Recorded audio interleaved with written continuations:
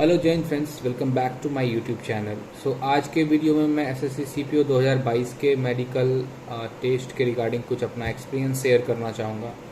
मेरा SSC CPO का medical Delhi में आईटीबीपी टिगरी कैंप में था, जो कि 24 जून को था, और रिज़ल्ट मेरा आज आया है 27 को।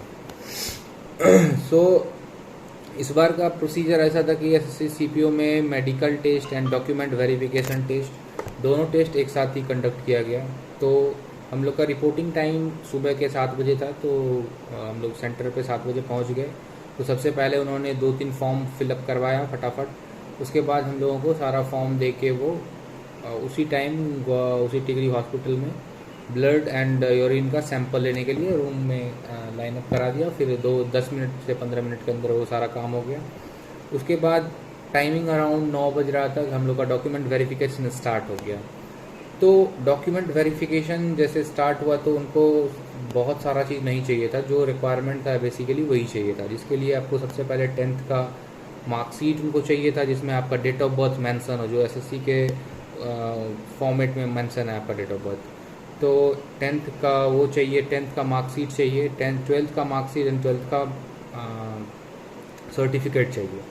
इसके साथ साथ ग्रेजुएशन का marksheet, first year, second year और फाइनल ईयर तीनों ईयर का मार्कशीट चाहिए। अगर कोई दिल्ली यूनिवर्सिटी वगैरह से है जहाँ पे एक ही मार्कशीट मिलता है फाइनल ईयर का, तो वो भी चलेगा, कोई इशू नहीं है।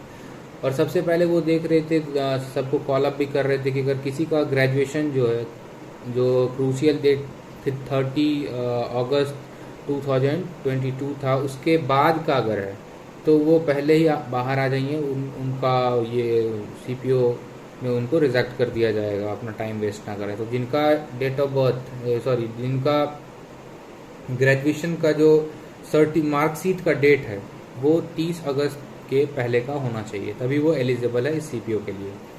उसके साथ साथ अगर आपने एनसीसी किया है तो NCC C certificate, B certificate, A certificate जो भी है वो आपको लेके आना होगा। उसके बाद ईडब्ल्यूएस सर्टिफिकेट, SC/ST सर्टिफिकेट, या फिर हिल एरियाज हैं वो सर्टिफिकेट, ओबीसी सर्टिफिकेट, जो भी है आपका वो सर्टिफिकेट वहाँ पे चाहिए। ईडब्ल्यूएस सर्टिफिकेट के लिए हमारे सेंटर जो आईटीबीपी टिगरी कैंप पे था, वहाँ पे आपका सिर्फ फाइनेंशियल ईयर, वैलिड ईयर देखा जा रहा था। बाकी बहुत सारे सेंटर में मैंने सुना कि वहाँ पे क्रूशियल डेट का भी कुछ इशू था, तो मेरे को पता नहीं, लेकिन मेरे सेंटर पे सिर्फ ईडब्ल्यूएस का financial year and valid year देख रहा था। अगर जिसका फाइनेंशियल ईयर, वैलिड ईयर गलत था, उनको यूआर में कन्वर्ट कर दिया जा रहा था एट अ मोमेंट उसी टाइम। अगर किसी का ओबीसी सर्टिफिकेट अगर क्रूशियल डेट के बाद वाला है, तो वो एक काम कर सकते हैं, वो हाफिडेविट बनवा सकते हैं अपने कोर्ट से जाकर इस रिगार्डिंग, और वो पुराना वाला अगर उनका कोई सर्टिफिकेट है तो वो भी लेके साथ में आ सकते हैं, तो उनको कोई दिक्कत वहाँ पे नहीं कर रहा है। तो ये सारा चीज़ हो जाने के बाद वहाँ पे फटाफट से 5-5 करके लोगों का एक ग्रुप बना दिया गया। तो हम लोग का जैसे डॉक्यूमेंट वेरिफिकेशन कंप्लीट हो गया, हम लोग को तुरंत रूम नंबर 11 के आगे लैंड अप कर दिया कि आप लोग सारा अपना स्टफ यहीं पे रख दें, और रूम नंबर 11 में आपका मेडिकल होगा। तो 5 लोग जिनका पहले डॉक्यूमेंट वेरिफिकेशन हो गया था, उसके बाद हम लोग जो 5 थे, तो 10 लोगों का ग्रुप को रूम नंबर 11 में लैंड अप कर दिया गया। अब होता है मेडिकल टेस्ट स्टार्ट। तो मेरे डॉक्टर काफ़ी कोऑपरेटिव थे, उनका वो जैसे हम लोग रूम में एंटर किए तो अच्छे से उन्होंने हम लोगों को ग्रीट किया। फिर हम लोग का सेल्फ इंट्रोडक्शन उन्होंने लिया, थोड़ा छोटा सा, कि कहाँ का भी क्या कर रहे हो, कैसे हो सभी। बेसिकली रूम के अंदर वो हम लोग को बिल्कुल चिल्ड कर दिए, काम कर दिए, कोई तरह का टेंशन नहीं लेना है। और उन्होंने बोला कि मैं यहाँ पे आप लोग को आउट करने के लिए नहीं आया हूँ, मैं आप लोग को सबको पास करने के लिए आया हूँ। अगर किसी का कोई जेन्युइन पॉइंट है जिस पे मुझे ऑब्जेक्शन आ सकता है, तो मैं उसी में पॉइंट बनाऊंगा। बेसिकली मैं बहुत कोऑपरेट करूँगा, आपको टेंशन नहीं लेना है। तो हम लोग का मेडिकल स्टार्ट होता है, पहले आई टेस्ट होता है, आई विजन टेस्ट। तो हॉल में आई विजन के लिए वो बोर्ड लगा हुआ था जहाँ पे आई विजन टेस्ट हुआ, और एक एक करके 1 से लेकर 10 तक सबका टेस्ट हो गया। फिर नियर विजन टेस्ट हो गया। कलर ब्लाइंडनेस के लिए उनके पास एक बुक था, उससे बुक में वो पढ़ा रहे थे, उसमें कुछ पैराग्राफ्स वगैरह लिखा गया था। उसके बाद ईयर टेस्ट के लिए वो बेसिकली वो जो मशीन आता है उससे कान में डाल के वो चेक किए। फिर एक पेन टाइप का था, मतलब मेटालिक, तो उसको पटक के फिर कान के बगल में आई क्लोज करवा के वो सुन रहे थे कि आपका किस साइड, राइट साइड आवाज़ आ रहा है, लेफ्ट साइड आवाज़ आ रहा है। बेसिकली ईयर टेस्टिंग के लिए था। तो ये सारा चीज़ हो गया। फिर डेंटल आता है, डेंटल पॉइंट के लिए उन्होंने जिनका कैपिंग वगैरह या फिलिंग वगैरह है, तो उसको जैसे 14 पॉइंट्स अलाउड होता है, तो किसी का 18, किसी का 20, किसी जैसे मेरे में 2 कैपिंग है तो मेरे को 20 पॉइंट मिला। जिसका सारा दांत अच्छा है तो उसको 22 का 22 पॉइंट दे रहा था। उसके बाद डीएनएस का टेस्ट हुआ नोज़ का, साथ साथ फिर धीरे धीरे फिर ब्लड उन्होंने बीपी टेस्ट किया। तो मेरे ग्रुप में एक लड़के का बीपी 158 अपर आ रहा था, तो उसको बोला कि चलो ठीक है, मैं फिर से बाद में तुम्हारा बीपी चेक करूंगा। तो लास्टली उसका लगभग 6-7 बार बीपी चेक करने के बाद लास्टली उसका 140 के अराउंड आ गया, तो फिर उसको फिट कर दिया गया। इसके बाद सारे लोगों का फिर ग्रुप को सेमी सर्कल में खड़ा कर दिया, एक एक करके सबका पीठ का रिब्स, बोन एंड चेस्ट का चेक किया, कहीं पे कोई कट वट तो नहीं है। मेरे ग्रुप में एक लड़के का अपेंडिक्स का ऑपरेशन हो रखा था बचपन में, तो उसको बोला गया कि आप अपना सर्टिफिकेट लेके आ जाइए, फिर मैं आपको फिट कर दूंगा, नहीं तो रीमेडिकल डाल दूंगा। वहाँ पे फिर डॉक्टर चेक करेंगे, फिर आपको वहाँ पे फिट कर दिया जाएगा। तो ये सारा चीज़ हो गया। उसके बाद knock knees and carrying angle ये चेक हुआ। उसके बाद फिर से फ्लैट फुट वगैरह चेक हुआ, वेरिकोज वैन। मतलब डॉक्टर का ये था मोटो कि भाई मुझे किसी तरह इन बच्चों को फिट कराना है। मतलब जिसका माइनर सा कोई इशू है तो उसके लिए डॉक्टर साहब कुछ नहीं बोल रहे थे, आराम से वो बच्चों को बोल रहे थे चलो ठीक है करके वो फटाफट से करते जा रहे थे, कोई तरह का दिक्कत नहीं था।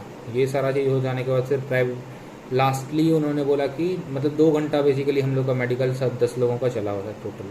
उसके बाद उन्होंने बोला कि चलो ठीक है, आप लोग ब्रेकफास्ट अगर नहीं करके आए हो तो फिर आधे घंटे के बाद मैं आपको छोड़ दूँगा। लास्ट में फिर सारा टेस्ट हो जाने के बाद आई हो गया, ईयर हो गया, नोज़ हो गया, टिथ हो गया, बाकी carrying angle and knock knees, flat foot. उसके बाद स्किन वाला अगर किसी को प्रॉब्लम है तो ये सारा चीज़ हो जाने के बाद फिर वेट वाला आया। वेट वाले में डॉक्टर साहब का ये कहना था कि देखो आई वाले में कोई प्रॉब्लम होगा तो मैं वो चीज़ रिस्क नहीं ले सकता हूँ, क्योंकि वो कोई भी चेक करेगा तो आप पकड़ा जाएगी। वेट वाले में कि चलो ये मेरे हाथ में तो +5 -5 वेट का चल रहा था। एक सर्विसमैन थे, उनका भी वेट 4-5 केजी ज़्यादा था सर का, तो उनको भी कुछ नहीं कहा गया, चलो ठीक है वो मैनेजेबल है, तो वो मैनेज कर दे रहे थे डॉक्टर साहब। तो ये सारा चीज़ हो गया, बीपी पल्स वगैरह सब चेक हो गया। एक लड़के का मेरे ग्रुप में कलर ब्लाइंडनेस का कुछ इशू था, तो उसको भी 4-5 बार चांस दिया गया ग्रुप में, लेकिन लास्टली वो भाई कुछ नहीं बोल पा रहा था, तो फाइनली उसको आज रीमेडिकल मिल गया। एक भाई था उसका कुछ चेस्ट में बीच में कुछ हड्डी जैसा कुछ निकला हुआ था, उसको भी डॉक्टर साहब 2-4-5 बार चेक किए, लेकिन फिर उनको भी समझ में नहीं आया होगा मे बी, तो उनको मेरे ग्रुप में 10 में से 8 को फिट किया उन्होंने आज, और 2 भाई को रीमेडिकल दिया। आई होप कि उन लोग का मेडिकल क्लियर हो जाए रीमेडिकल में, क्योंकि मेरे सेंटर का रीमेडिकल का भी success rate around 80 to 90% fit कर दे रहे हैं। तो फिर लास्टली जब सारा टेस्ट हो गया तो फिर उन्होंने सबको बोला कि एक एक करके अंदर आएंगे और अपना प्राइवेट पार्ट्स का चेकअप कराएंगे। तो बेसिकली ये सारा चीज़ चेकअप हो जाने के बाद उन्होंने फिर हम लोग को एक्सरे के फिर हम लोग को फ्री कर दिया। 1-2 घंटे के बाद फिर हम लोग एक्सरे के लिए गए, तो अराउंड 4 o'clock एक्सरे वगैरह हो गया। महाजन एक प्राइवेट लैब है वहाँ पे, फिर हम लोग को उसी दिन वहाँ से रिलीज़ कर दिया गया कि आप लोग अब सैटरडे को अब यहाँ से 4 बजे हम लोग रिलीज हो गए, और ट्यूसडे को फिर हम लोग वापस रिज़ल्ट लेने के लिए आएंगे। तो मंडे को शाम में हम लोग को एक्सरे का रिपोर्ट आ गया मेरे उस पर व्हाट्सअप पे। तो और जैसे आज सुबह हम लोग 8 बजे सेंटर पहुँचे, वहाँ पे 8:15 तक हम लोग को रिज़ल्ट दे दिया गया था। तो मेरे सेंटर पे अराउंड 68 to 69 उस दिन प्रेजेंट हुआ था, जिसमें से आज लगभग 12 से लेकर 15-16 लोगों को रीमेडिकल मिला, बाकी सब फिट थे। तो बेसिकली मेडिकल का यही है कि ITBP टिगड़ी कैंप में जिसका सेंटर पड़ा है, और रूम नंबर वहाँ पे ऐसा है कि रूम नंबर 46, 47 और 10 और 11 है। तो 46 रूम नंबर का थोड़ा रिव्यू ये आ रहा है कि आज भी जैसे रिजल्ट हम लोग का आया, तो उसमें से 16 में से उन्होंने 9 को रीमेडिकल दिया है और 7 को फिट किया है।